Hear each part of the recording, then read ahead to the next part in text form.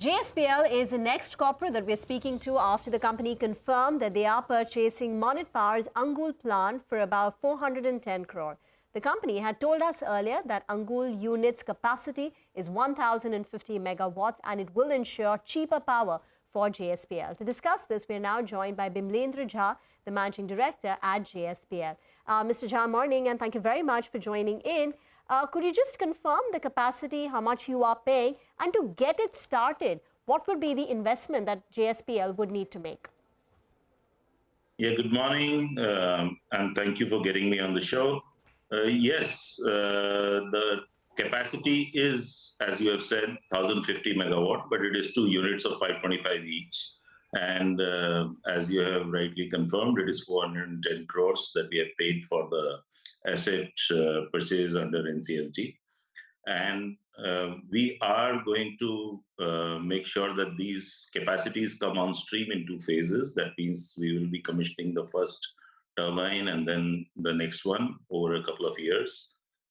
So that should approximately anywhere between 1,500 to 2,000 crores. It should cost. The first one, because most of the things are in place, will be done faster and probably cheaper. So this 1,500 to 2,000 crores that's going to cost you, is it going to be funded from your... 2,000. Yes, 2,000 crores. I said 1,500 to 2,000. Yes, I said 1,500 to 2,000. Yes, Mr. Jha, that's what I said as well. I don't know if my voice is reaching you, but this 2,000 crores that is going to cost you, right? Is it going to be funded from your own books, and will this be, will this add to your debt? So I said, first of all, 1,500 to 2,000. That's why I did not give you 2,000 as the number, first of all. And secondly, the numbers are already budgeted for in our books with the kind of EBITDA that we are having. We do not expect that the debt should go up, as it will be done over a period of 2 years. And as you know, that the cash flows will be funded from the business itself. So Monnet Power's Angul plant is 20% more carbon efficient, right, versus your existing units? It is on a direct basis 20%, but if we take everything into considerations, we expect 25% improvement in efficiencies, including carbon footprint. So how much will this help in bringing down the cost? Because you will use it to replace your existing current power facility, right? Are there any numbers we could work with? So actually the time frame in which this will come up, by that time our coal mine should also start. Okay. And therefore the cost of power will be substantially reduced from the current levels. If you look at the current market prices, it is upward of 6 rupees per unit, and this should be below 2 rupees per unit. Okay. And what is your blended cost of power right now? Market price is 6 rupees per unit. So we are purchasing some amount of power, and we are also using our internal facilities. And that is why with 25% efficiencies, with the blended cost of power closer to around more than 5 rupees, we are likely to have a decent reduction in our power cost with this acquisition. Okay, a decent reduction in the power cost. That's good to hear. Can you tell us about steel prices? Has there been an upward revision in the steel that you sell? If yes, how much has it been? And what's the current difference between domestic steel and landed imported steel? You see, steel market prices keep going up and down, and recently China has opened up its COVID restrictions, so international prices have moved up. The domestic demand is strong, as we had mentioned it earlier in earlier interviews also. This is the right season for India. So in terms of the market prices, there is stability, although there is a small volatility that we can see in last 15 days. But overall, we see the market to remain stable at the moment. With this stability in India and what we expect due to opening up of COVID restrictions in China, the prices that have moved up, internationally, this should also provide more confidence to the consumers, and consumers are returning to the markets. Also, stocking up inventories may start as they would see the bottoming out of the prices. But nobody has a crystal ball on prices. What we focus on is our own efficiencies, and we are an efficient player. We are not really worried too much about market prices. Just one follow-up. You had earlier told us that there's a significant reduction that you expect to see in power costs. How much could this aid your operational performance? Because in the quarter gone by, your adjusted EBITDA, adjusted for all the forex gains, etc., was around 1,500 crores thereabouts. Do you think you can improve that in the second half of the year? It will definitely improve, but I will not give you a forward-looking statement on quantification, as has been the case in the past. I do not give exact numbers or even approximate numbers. I just give directional statements. Please bear with me on that. Okay. Sir, there are reports which suggest that the government plans to invite expression of interest for the divestment of RINL, and that could come as early as January end. Would JSPL be interested in bidding for it? And what, according to you, could be the fair value of this asset? Okay, so RINL is definitely a good asset, and we are definitely keen on it. So it's something that I can confirm. But what I cannot give you is a fair valuation, because obviously it is a competitive bidding, and we do not want to get into anything to show our hands on this one. Okay. So why is it that you are interested in RINL? What's its capacity? What will it do to JSPL strategic plans? It is a very good plant, good location, is port-based. It has got possibility of all logistics cost being reduced, and B, it is complementarity of our own product basket. We are very, very construction focused at the moment, and you can see that RINL has a big focus on long products. Therefore, we do have that complementarity. As our next phase of expansion is happening in flat products, this will be an equivalent kind of a number that is coming up in long products. So we do see the balance being retained by JSP by acquiring this asset, and also due to the logistics cost, as I mentioned. Okay, we will let you go on that note, sir. Thanks a lot for joining in, and all the best for the new year. Thanks for speaking to CNBC TV18. Thank you, and all the best for the new year, and season's greetings as well for the Christmas. Thank you. Thank you. Appreciate your thoughts and views on the channel. Well, moving on, the Bharat Dynamics stock has seen a stellar 140% move higher this year so far. The company is a big supplier of several missile systems to the Indian Armed Forces and sees immense opportunity from the government's focus on import substitution of defense products. To discuss this, we're joined by Siddharth Mishra, who's the Chairman and Managing Director at Bharat Dynamics. Siddharth, thanks a lot for joining in. I want to start by asking you about, what the visibility is in terms of orders. The last time we spoke to you, you said that you have a revenue growth target of 15% for FY23, and your FY23 target for orders is about 20,000 crores in terms of order inflows. How much has it been up until now, and what is the visibility that you have? Would you like to scale up your targets? Good morning, madam. Actually, right now our order book is around 12,000 crores. And as last time I had told that we have order book in pipeline for almost 8,000 crores. So by this year end or next year beginning, our order book will be around 20,000 crores. That includes our 3rd and 4th regiment of Akash weapon system.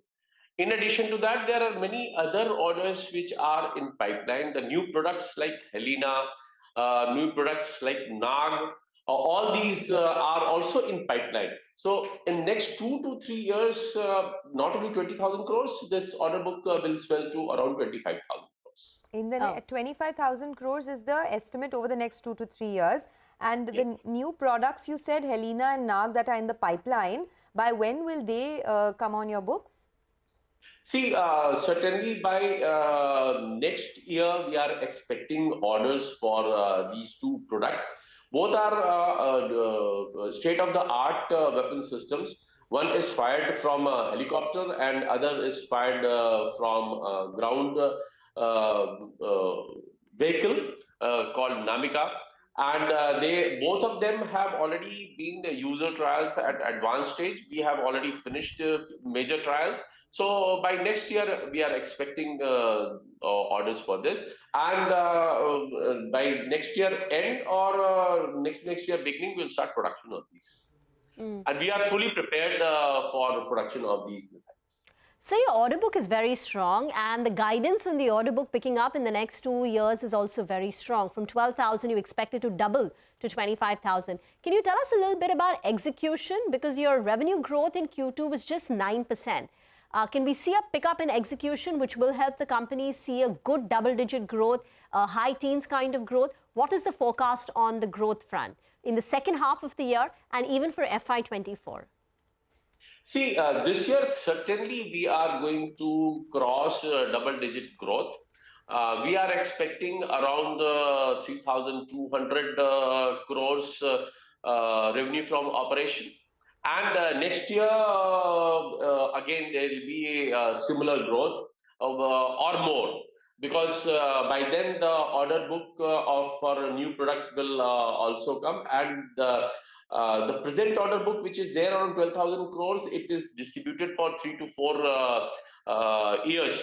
So we will have new orders as well as existing orders. So with that, our growth will be at least more than 2 digits in next 2 to 3 years, and in next 3-4 years, certainly it will be almost double the our existing revenue from operations. Okay, that's you're saying in next 3 to 4 years, your existing revenue from operation will be double of what it is currently. Yes. Okay, that's quite an aggressive target, and all the best for that. You had also told us last time that you're working towards reducing your current imports of about 10 to 15%, and by FY26, 100% of your products will be indigenized. Just trying to understand if this will help you in terms of your operational performance, because your margins are also very healthy. You're sitting on about 17% margins now. Last year it was 13%. Do you think you can build on that as well? And over the next 1 to 2 years, what could the margin profile be? Certainly, see, whenever we indigenize our product, the main reason for indigenization is to reduce the cost. And whenever we buy from Indian market, certainly the cost is less. And presently, government and MOD is very seriously looking into reduction in import. And we have taken 2-3 different steps. For example, there is one portal that is called Srijan. Almost 1,000 components we have uploaded in this portal, so that anyone who's interested in manufacturing these items, they are welcome to indigenize and give it on to us. Not only that, there are many people who directly come to us for indigenization of the existing products. There's one issue that is certainly it takes some time, because it is a single shot device, and missiles are supposed to be very accurate, and we look for a very high quality. So that takes a little time, but we are very sure that by next year and by 25-26, almost the existing products will be fully indigenous. You said the foreign procurement has come down significantly. What does it currently stand at? And do we have any numbers on what the government orders or the tenders are likely to be? What is the size that they are looking at? See, as far as we are concerned, as far as missiles are concerned, certainly now government has shown that they will buy only Indian products or Indian manufactured products. So we have tied up with other OEMs for new technologies. For example, the Mistral missiles or Asram missiles and many other companies like MBDA and Thales we are working with, and we are working with them so that we manufacture these missiles in India, as well as we will use this facility of manufacturing, because the cost of manufacture will be much less than the European countries. So they are showing interest to manufacture in India, as well as for Indian market, as well as for export to others. So now most of the weapons will be manufactured in India for Indian armed forces, and these products will also be exported to other countries. Okay, we will leave it at that, sir. Thanks a lot for joining in, and all the best for the next year. These are some very aggressive targets. Hope you meet that, because you have been returning a lot of value to shareholders as well. Hope you continue to do the same. Thank you very much, ma'am. Okay, that is the word coming in from Bharat Dynamics. Their order book is currently at 12,000 crores. They have a pipeline of 8,000 crores. And by the end of this year, the order book will be at 20,000 crores. They're also looking to double their revenues over the next 2 to 3 years. There's so much traction in the defense space. But moving on from defense to pharma, Apollo Hospital Sunita Reddy spoke to my colleague Ekta Batra at their flagship Indraprastha Hospital in Delhi NCR. She spoke about the digital business. Reddy says that teleconsulting, teleconsulting and condition managements are segments that should scale up, while in pharmacy space, the company has reduced discounts in the pharmacy business. Take a look at that. We have a very strong pharmacy arm. So we have the largest offline pharmacies, which are 5,000. So this is currently a very strong pharmacy play. About next year, 75 to 80% of our revenues will be pharmacy online, and the balance will be between teleconsults as well as diagnostics. But more importantly, we're adding on condition management. And when you do condition management, you're actually looking after the well-being of your consumers. Do you think that that has enough potential even after COVID, because teleconsulting, condition management had really come up during COVID on a digital scale? But is that expected to continue or even scale up? No, certainly it will continue, because, as you think of digital penetration and ease of use, it will scale up. So we've, while it peaked at 5,000 teleconsults during COVID, we still have 50% of them continuing. And I think it's all about patient engagement, where we want to be, we want to be in the entire life cycle of the consumer's healthcare journey, and so therefore I do believe it will continue. Most of it is probably follow-on consulting and maybe even new streams such as mental health? Certainly it is follow-up, because the first consult, it's always good to have a physical consult, and then you interact and engage with the patient or the consumer in their healthcare journey. But beyond that, I think it's emergencies where they will need a specialist or they will need a doctor, and the fact that we're able to provide one in 20 minutes, I think makes a huge difference.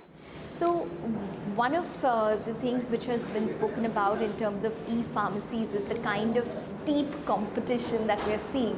For example, MedPlus had told us that, the first 3 orders by an online e-pharmacy, the discount is so high that it's difficult to sometimes compete with that.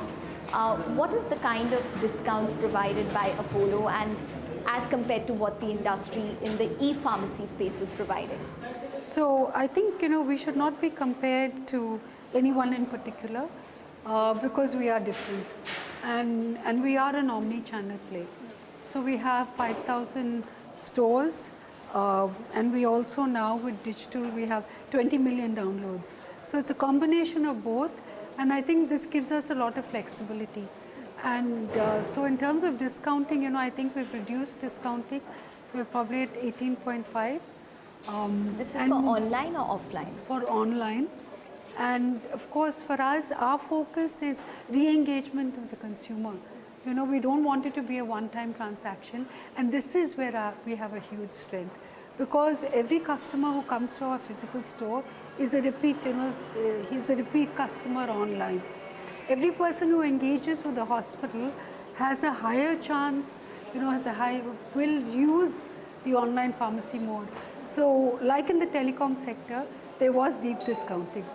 And, and slowly it's been phasing out, because eventually, if you're in a business, you have to be able to show sustainability through profits.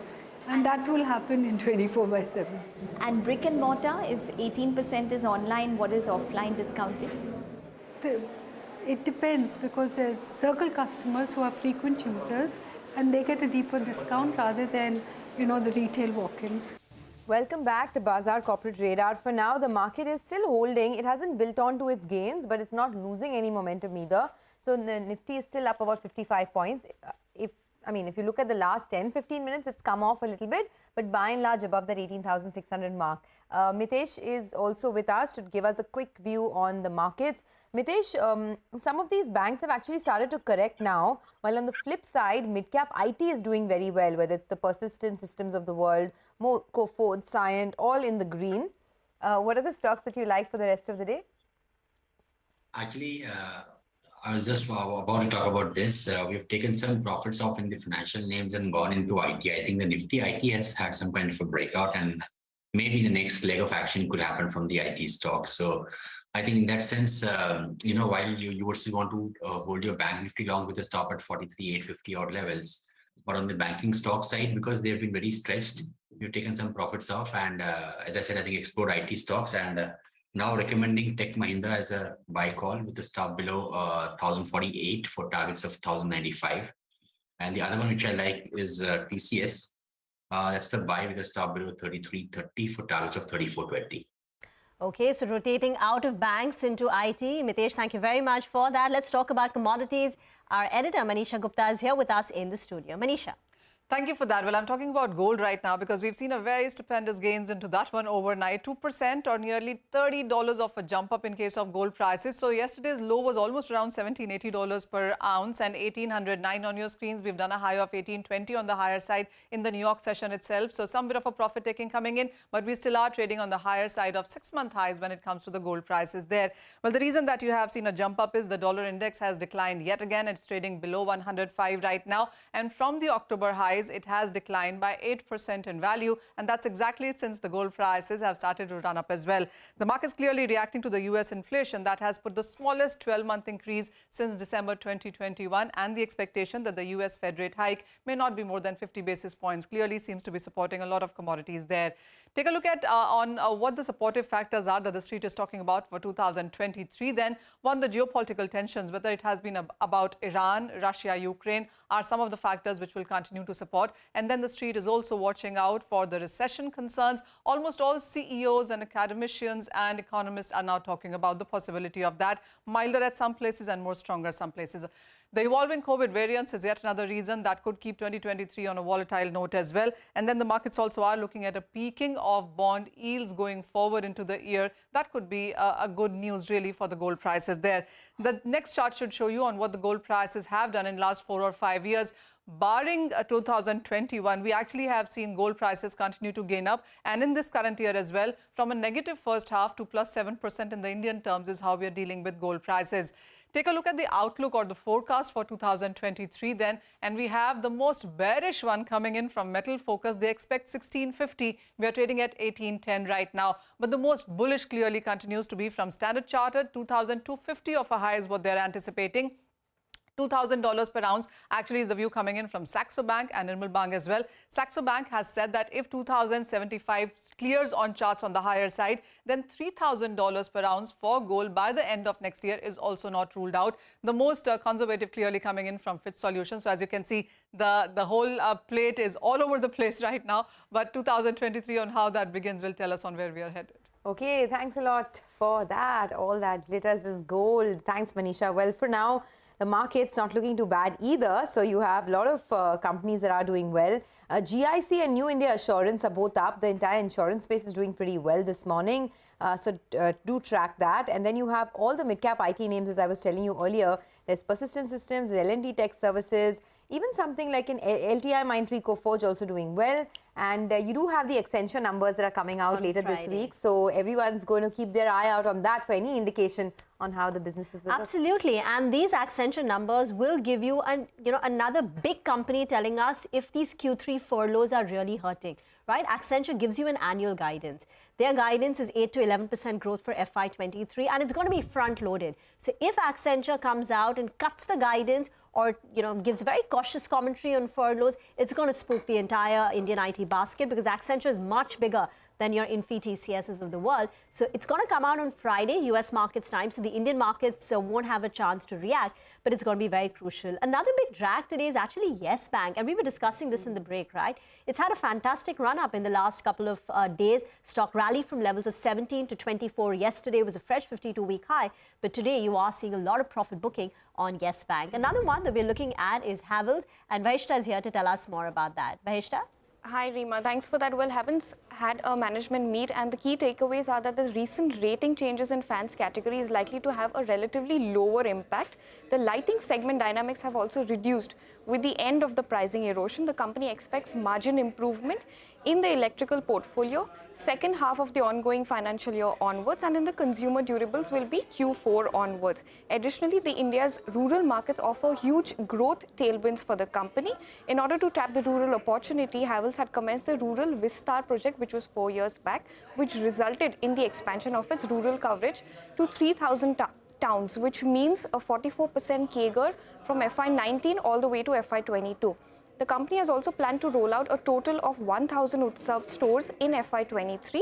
Credit Suisse says that with sector-leading growth and margin levers, the company has an outperformed rating with a target price of 1,450 rupees, while ICICI Securities sees Havells with many competitive advantages, and there is growth opportunity in the consumer durables segment. It has a buy rating with a target price of 1,550 rupees. Back to you. Okay, thanks a lot, Vahishta, for that. Let's slip into a quick break. On the other side, our special segment, Outlook 2023.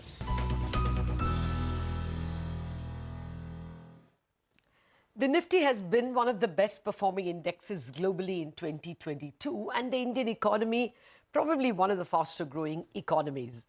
Will things look better in 2023? We start our Outlook 2023 series with the brains trust of JP Morgan. Sajid Chinoy, Chief India Economist, and Sanjay Mokim, Strategist Head of India Equity Research at JP Morgan. Gentlemen, thank you very much for your time. Sajid, it did look like the economy's lead indicators were looking good, but this IIP number for October, of course, but minus 4% is thrown a cat among the pigeons. Your estimate for the economy next year? Morning, Lata. That was a disconcertingly large contraction, but I must admit there was a lot of noise in that data. Okay. Remember, this was the month of Diwali. And so think of this like Chinese New Year, where there are a lot of working day losses in the month of October. And because Diwali falls at different points in different years, year-on-year numbers don't control for that, and standard seasonal adjustment doesn't work. Essentially, therefore, all the October data is going to be weak because there were large losses in working days. It showed up in exports, it showed up in imports, it showed up in IIP. But that should not mask for the more secular trend that we should be bracing for a rotation in growth away from goods, away from industry towards services. Why do I say that? Because we've got to be cognizant of the fact that exports have been a huge driver of India's recovery in the last 12 to 18 months. When we grew at almost 8.7% last fiscal year, 3 percentage points of that was on the back of value addition of exports. And therefore, their contribution to growth was almost double their share in GDP. Now, that was a year in which growth was at 6%. Global growth was at 6%. This year, we think global growth is tracking less than 3%. Next year, even in a more benign scenario where you get some kind of soft landing, global growth will be tracking close to 1.5%. So we have to brace for the fact that the tailwind that exports have given us last year and some part of this year is fading, will fade more next year, and that is going to show up and that's going to weigh on IP data. So IP has been slowing, and you should expect more slowing next year because of exports. The good news is that we're seeing in the last GDP print a rotation towards retail services. The trade, hotels, transport subsector, which for the longest time was below pre-pandemic levels, now above pre-pandemic levels. So the hope and expectation is that the non-tradable sector will pick up some of the slack, even as some of the tradable sector tailwinds of the last 2 years fade. Okay, got that. Well, I'll just come back to you for more economy questions, but Sanjay, welcome.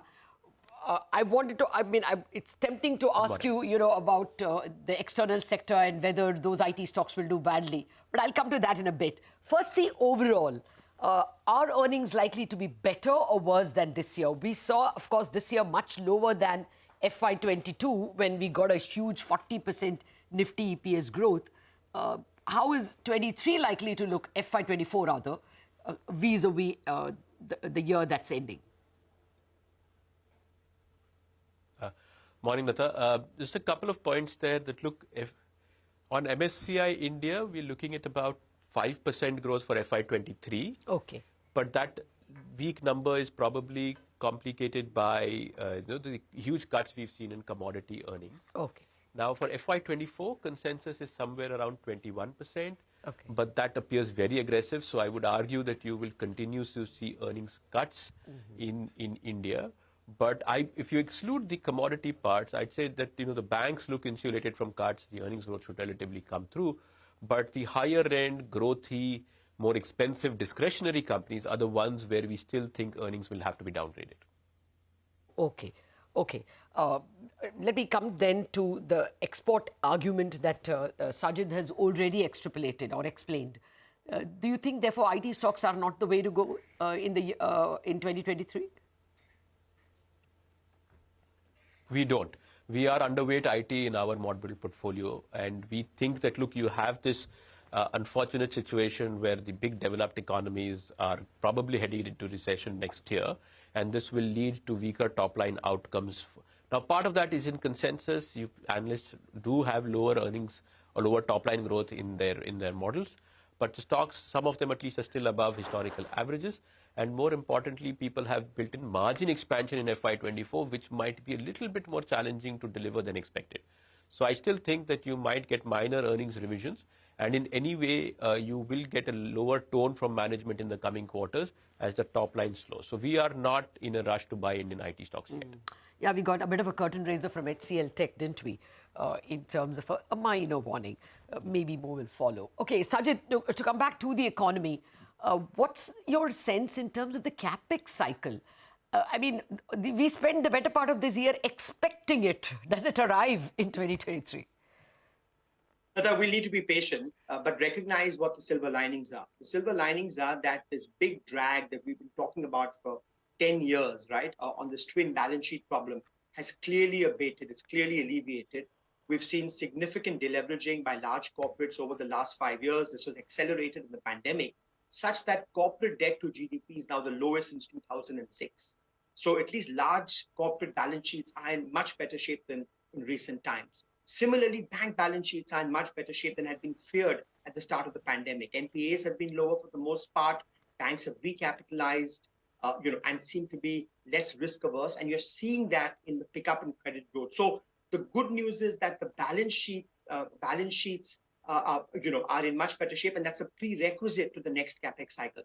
But we need to be realistic about the current context, both global and domestic. Utilization rates in manufacturing are ticking up, but they're still at about 76%. And in a world where you worry about, a global recession of some kind next year, where growth is going to slow around the world, in developed markets, in advanced economies, India won't be able to escape that. And at a time where interest rates are at, 2-decade highs around the world, and the Fed is going to remain, high for long, for much of 2023, we have to be realistic that that's not going to be the environment in which entrepreneurs, sitting with utilization below 80, invest aggressively. So the good news is this is going to happen eventually. For the first time, we can see light at the end of the tunnel, but we have to be patient. This may well be a 2024 story, not a 2023 story. One last point, this just makes it more important that public investment continue to do the heavy lifting. We've seen the central government keep pushing on infrastructure spending. States have lagged this year. If you look at the first 7 months, state capex has actually contracted compared to last year. So we need for states to kind of complement the center's efforts here, because that will not only help aggregate demand, it will help raise utilization rates of the private sector such that they get closer to a private investment cycle. Yeah, I take your point about states, but I think there is more expenditure happening in the second half from anecdotal evidence that we got. And the centre's been at it, though they are the smaller number when it comes to capex spending. We have to depend on the states. Any of the stocks you will like, Sanjay, because of that? I mean, look at the kind of order book L&T told us. It was a mind-boggling highest ever number. Capex candidates, not your pick? Well, I think capex is a very vast sort of a phrase, Lata, and there are various segments within that as well. And if you were to follow what Sajid is saying, the infrastructure portion should have momentum from a combination of continued central and state government push. We also would argue that capex momentum comes from real estate cycle and real estate activity picking up as well. Because of the total GFCF in India, 30% is simple home construction. And while, yes, there has been a little bit of increase in mortgage rates, we are seeing no evidence of dampening of demand. And in fact, new construction activity seems to be picking up. So rather than focusing on the hope of a corporate revival, I can actually currently see signs of real estate construction picking up. So those are the 2 or 3 pockets within the capex framework: infrastructure driven by whatever the government's doing, and real estate through a natural upcycle are the ones that we'd want to focus on. So real estate could be in your buy list. Yes, it is overweight for us. Okay. Sajid, what about demand continuing? This year we have been complaining a lot about rural demand not picking up. And then this K-shaped economy has kept the upper part, consumer discretionaries, well demanded. How would demand pan out? Will this discretionary demand continue, or is it just revenge buying after COVID and it will peter out? As well, bottom of the pyramid, do you see some life there?